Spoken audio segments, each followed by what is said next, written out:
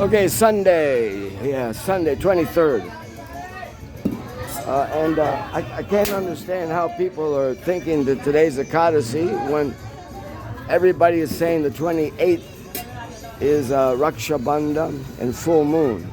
So, 23rd to 28th, come on, that's 5 days. There's only 15 days in the moon cycle. The waxing and the waning. So, yeah. But tomorrow is the disappearance of that great soul, Rupa Goswami. Yeah. Rupa Goswami and Sanatana Goswami, you could almost say, they're one.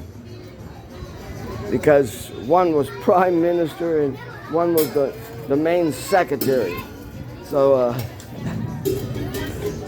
if the prime minister doesn't have a secretary to be able to communicate with everybody, then he isn't a good prime minister.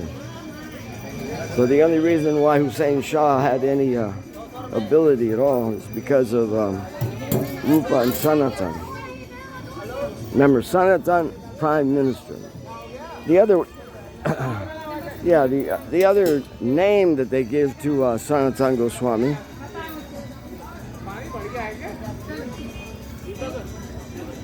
Oh, okay. Haribol, Haribol. Yeah, let's go. Okay.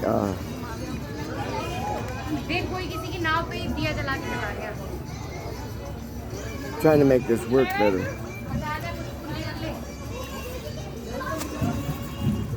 Let's see what we got here.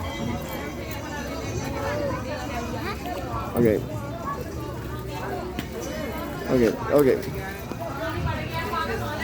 Yeah, we're back online, I hope. Yeah, we didn't lose it and we're back online. Yeah, so you can memorize the names that some people say that were given to Sanatan and Rupa, but they weren't actual names. They were positions within the government. And if you want to know something, around that time, Devaki Haribol, yeah, around that time, Hussein Shah couldn't have done anything that he did if it wasn't for Rupa and Sanatan. Of course, he had them like in jail, but their jail was a very opulent place. They made it into like a Vrindavan, a setting and everything. And that was in Ramkeli. Ramkeli is a northern part of Bengal. And Ramkeli was the tax collecting place. So at that time, coins came into use. And the coins coming into use, they are always declaring that it was Hussein Shah. Well, it wasn't Hussein Shah. It was the idea of Rupa and Sanatan, because that's the easiest way to collect taxes. Look how much that Hussein Shah depended on them. Even if you looked around, you would see that India did not have coins, but here in Bengal there was coins, because there was traders coming down from China, and there was traders coming all the way across India. So they had to collect taxes.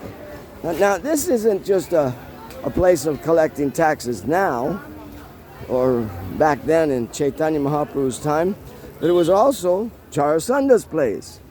Jarasandha was more in Bihar, but that's in that upper part of Bengal, Bihar. Patna is up there, and that was Jarasanda's place. And what was actually happening between this Krishna and Jarasandha? It was tax collecting. Krishna was actually able to manipulate the whole scene just from Dwarka. You come across, Europe, you come across the, what is Iran now and everything. And then you're going to come across into the Arabian Sea, and you're going to go into India. And at that point, that's where Krishna was, with Dwarka. And he really did it up, you know. He made that a gold city, a city of gold, you know. Practically made all of gold.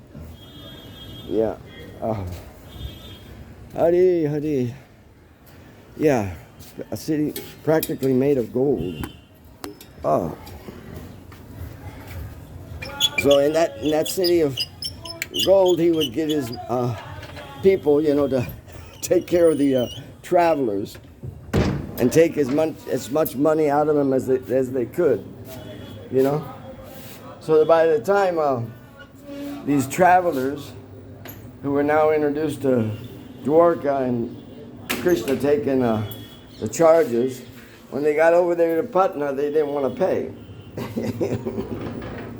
So Jarasandha, all the way on Patna, that's the east side of India, and here is and here is Dwarka on the far west side. So Krishna's already got his hands on their money, and he's already given them way for exchanging. I don't know if he had coins and everything, but here, again, it's being set up by Rupa and Sanatan. You can't tell me that Rupa and Sanatan weren't thinking of Krishna's manipulation. Of course, they were thinking of Krishna's manipulation of all the wealth. Krishna was controlling the wealth that was coming into India just by controlling that entry at Dwarka. And now Rupa and Sanatan are manifesting the same thing here in West Bengal. That's the beauty of these two personalities. They were seeing Krishna, and you know, they were following Krishna's movements. You know, just to have this, just before Chaitanya Mahaprabhu comes, just before, there was a Surya Vamsh king.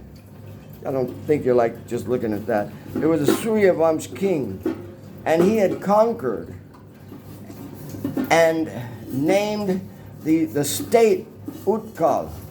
Utkal was Bengal, from all the way from the north part of Bengal, all the way down south to Kanchipur, which is Chennai or Madras, you would call it.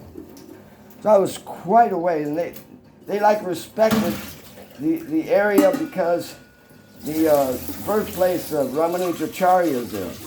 So they didn't go any further. So that was Utkal. Then that was conquered by Hussein Shah. In 1490s, he conquered that area. But it's all just to help Chaitanya Mahaprabhu and his movement. In 1493, he took throne and everything, and he overthrew everybody. But he made it united. Don't think badly of Hussein Shah. Hussein Shah was very interested in preserving the culture of Bengal, even the scriptural culture, everything. He wasn't like the British who came in later and even cut the thumbs off of weavers who were expert weavers so that they wouldn't be able to weave the incredible cloth that they were weaving. There was a cloth that existed. It was like air. And you could put it on, it would be cloth, but it wouldn't give any feeling that it was even on you. It was like air. And it could not be reproduced by the manufacturers of England or any place like that. They tried to do it. They tried to take the string and then do it, but their men couldn't do it. So they came back and they cut the thumbs off of the people that were making that. And the tradition was lost. You can't find that cloth anywhere. So, you know, Hussein Shah wasn't in that much. And he was dependent on Rupa and Sanatan. And he knew he was. Okay, he put Sanatan Goswami in jail. Okay. Yeah, we can say he put him in jail, but I'll tell you, he was very much loving them and very much wanting them to keep serving. He didn't want them to go. And he was very, very scared of losing his position, because it was for them. And, they are the ones they were the ones that would do all the talking between Hussein Shah's party and the opponent's party. They were like the people that are out there, the defense minister and everything. So they were the people keeping peace so that Hussein Shah could have his money and his leisure and luxury and everything.